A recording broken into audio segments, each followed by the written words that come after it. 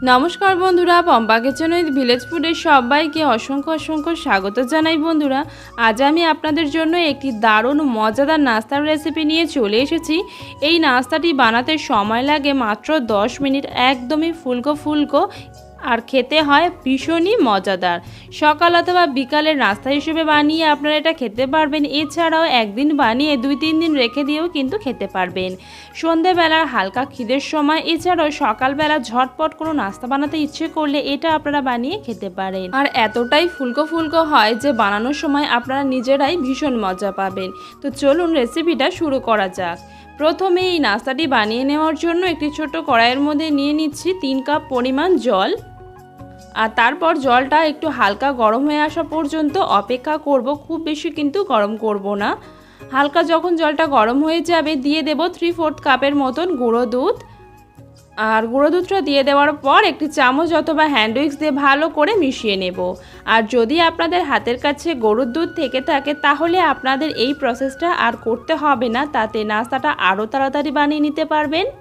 তারপরে ভালো করে মিশিয়ে নেব যাতে দুধটা দলা ভাব না থাকে। তারপর 2-1 বার ভালো করে ফুটিয়ে নেব। আর বন্ধুরা, যদি আমার রেসিপি ভালো লেগে থাকে অনেক অনেক শেয়ার করা আর একটি লাইক দিয়ে দেওয়ার অনুরোধ রইল আপনাদের কাছে।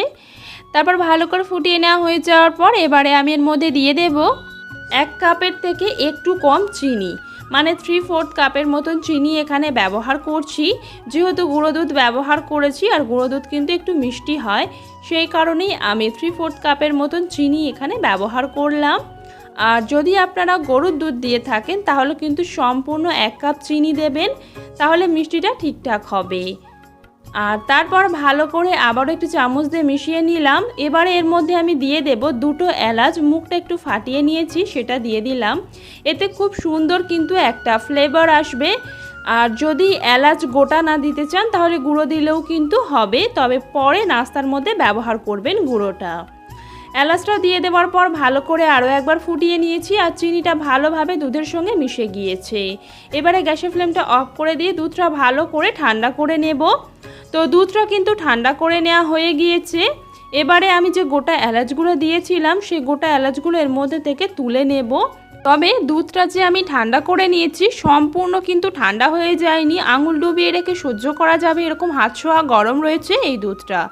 এবারে এই হাত ছোঁয়া গরম দুধের মধ্যে আমি দিয়ে দেব 2 থেকে 3 টেবিল চামচের মতন সুজির পাউডার, মানে গোটা সুজিকে আমি একটু গুঁড়ো করে নিয়েছিলাম সেটা অ্যাড করে দিলাম। তারপর একটি চামচ দিয়ে ভালো করে মিশিয়ে নেব। এরকম হাত ছোঁয়া গরম দুধের মধ্যে এই সুজির পাউডারটা মেশালে ভালোভাবে মিশে যাবে আর বেশ সুন্দরভাবে কিন্তু সুজির পাউডারটা ফুলে উঠবে। তো ভালো করে মিশিয়ে নেওয়া হয়ে যাওয়ার পর ঢাকা দিয়ে রেখে দেব। আর অপর দিকে একটি অপর পাত্রের মধ্যে নিয়ে নিচ্ছি 2 কাপ পরিমাণ আটা। আর তারপর এই আটার মধ্যে আমি অ্যাড করে দেব একটা সাধারণ তাপমাত্রায় রাখা ডিম।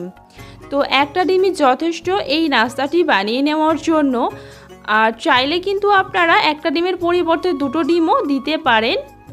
তো আমি একটা ডিম দিয়ে আজকের বানিয়ে দেখাবো। তারপরে অ্যাড করে দিচ্ছি 1 চিমটি পরিমাণ লবণ। দিয়ে দেওয়ার পর তারপর ডিমের সঙ্গে আটাটা ভালো করে মিশিয়ে নেব। তো ডিমটা যখন একদম ভালোভাবে গোলানো হয়ে যাবে তারপর আমি যে দুধ সুজির যে মিশ্রণটা রেডি করে ঢাকা দিয়ে রেখেছিলাম সেটা একটি পাত্রের মধ্যে ঢেলে নিয়েছি। সেই দুধটা অল্প অল্প করে দেব আর এই আটার সঙ্গে মেশাতে থাকবো। সম্পূর্ণটা একেবারে ঢেলে দেব না, অল্প অল্প করে দিয়ে কিন্তু ব্যাটারটা তৈরি করব। তাতে কিন্তু ব্যাটারটা খুব ভালোভাবে তৈরি করা যাবে আর আটার মধ্যে কিন্তু কোনো গোটা ভাব বা ডলা ভাব থাকবে না। তো দুধটা কতটা পরিমাণ ছিল সেই কারণে আমি প্রথমেই বলে দিয়েছিলাম। তো সমস্ত পরিমাপটা কিন্তু আমি আপনাদের ভালো করেই বলে দিয়েছি, সেই হিসেবেই কিন্তু বানিয়ে নেবেন। আর ভালো করে কিন্তু মিশিয়ে নিতে হবে একটু ভালো করে সময় নিয়ে। তারপর এর মধ্যে দিয়ে দিচ্ছি 1 চামচের থেকে একটু কম বেকিং পাউডার আর 1 থেকে 1.5 টেবিল চামচ পরিমাণ তেল। তো এটা আমি রান্নার রেগুলার সাদা তেল ব্যবহার করেছি। তারপর সব কিছু আবারও ভালো করে মিশিয়ে নেব। আর এই তেলটা দেওয়ার কারণে কিন্তু নাস্তাগুলি যখন তেলের মধ্যে দিয়ে ভেজে নেবেন তখন কিন্তু একটুও তেল শোক করবে না। তো ভালো করে মিশিয়ে নেওয়া হয়ে যাওয়ার পর একটি স্প্যাচুলা দিয়ে আমি আপনাদের মিশ্রণের ঘনত্বটা দেখিয়ে দিচ্ছি যে মিশ্রণের ঘনত্বটা ঠিক কীরকম তৈরি হয়েছে। তারপর সমস্ত মিশ্রণটিকে একটা জায়গায় নিয়ে আসার পর ঢাকা দিয়ে আমি 2 থেকে 3 মিনিট রেস্টে রেখে দিয়েছিলাম। আর রেস্টে রেখে দেওয়ার পর কিন্তু দেখুন মিশ্রণটা কত সুন্দর মসৃণ হয়ে তৈরি হয়েছে। তো এরকম মসৃণ ব্যাটারের জন্য কিন্তু অবশ্যই ভালো করে মিশিয়ে নিতে হবে। তো মিশ্রণটি কিন্তু একেবারে সুন্দরভাবে রেডি হয়ে গেছে। সাথে সাথেই এবার আমি নাস্তাগুলিকে বানিয়ে নেব। তার জন্য পর্যাপ্ত পরিমাণ তেল কড়াইয়ের মধ্যে দিয়ে গরম করে নিয়েছিলাম। আমার একটি চামচ ডুবিয়ে নিয়েছি। তো চামচটা ভালো করে গরম করে নেব তেলের মধ্যে রেখে। তারপর চামচটা তেল থেকে তুলে নেওয়ার পর 1 চামচ পরিমাণ ব্যাটার দিয়ে তেলের মধ্যে আবারও ডুবিয়ে দেব। আর সাথে সাথেই দেখুন কত সুন্দরভাবে কিন্তু নাস্তাটা ফুলে উঠেছে। দেখে নিশ্চয়ই আশা করছি আপনারা বুঝতে পারছেন। আর এতটাই ফুলকো ফুলকো হবে যে আপনারা উল্টে পাল্টে এই নাস্তাটিকে ভাজতেই পারবেন না। আর যারা প্রথমবার এই ধরনের নাস্তা বানাচ্ছেন তারা কিন্তু অবশ্যই এইভাবে চামচের মধ্যে দিয়েই বানাবেন, তাহলে আপনাদের প্রত্যেকটা নাস্তা কিন্তু খুব সুন্দরভাবে তৈরি হবে। চাইলে কিন্তু এই চামচের মধ্যে না দিয়েও এমনি তেলের মধ্যে ব্যাটার দিয়েও কিন্তু এই নাস্তাটি বানিয়ে নেওয়া যায়। আমি এখানে চামচের মধ্যে বানাচ্ছি, তার কারণ হচ্ছে প্রত্যেকটা নাস্তা কিন্তু একই সাইজে তৈরি হবে আর দেখতেও কিন্তু ভীষণ ভালো হবে।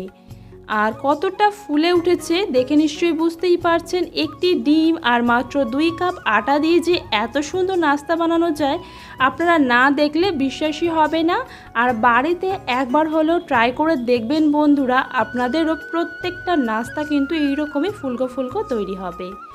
তবে বন্ধুরা যদি আপনারা চামচের মধ্যে দিয়ে নাস্তাগুলিকে বানান তাহলে কিন্তু চামচটিকে ভালো করে তেলের মধ্যে রেখে গরম করে নিতে হবে, না হলে কিন্তু চামচের মধ্যে ব্যাটারটা লেগে থাকবে, এইভাবে কিন্তু ছেড়ে আসবে না। তার জন্য কিন্তু গ্যাসের ফ্লেমটিকে লোতে রেখে চামচটা তেলের মধ্যে ডুবিয়ে রেখে ভালো করে গরম করে নিতে হবে। আর বন্ধুরা আমি আপনাদের কয়েকটা বানিয়ে দেখিয়ে দেব, প্রত্যেকটাই কিন্তু আমার এই রকমই ফুলকো ফুলকো তৈরি হবে। আর আমাকে কয়েকটা বন্ধু কমেন্টে বলেন যে দিদিভাই আপনি কয়েকটা বানিয়ে দেখালেন, সমস্তগুলো বানিয়ে দেখালেন না। তো তার জন্য আমি আপনাদের কাছে ক্ষমা চেয়ে নিচ্ছি বন্ধুরা। সমস্ত যদি নাস্তাগুলি আমি আপনাদের বানিয়ে দেখাতে যাই তাহলে কিন্তু ভিডিওটা অনেক বড় হয়ে যাবে, সেই কারণেই আমি কয়েকটা বানিয়ে আপনাদের দেখাই। তো দেখুন বন্ধুরা আমার সমস্ত নাস্তাগুলি কিন্তু বানিয়ে নেওয়া হয়ে গিয়েছে আর সমস্ত নাস্তাগুলোই কিন্তু ফুলকো ফুলকোভাবেই রয়েছে।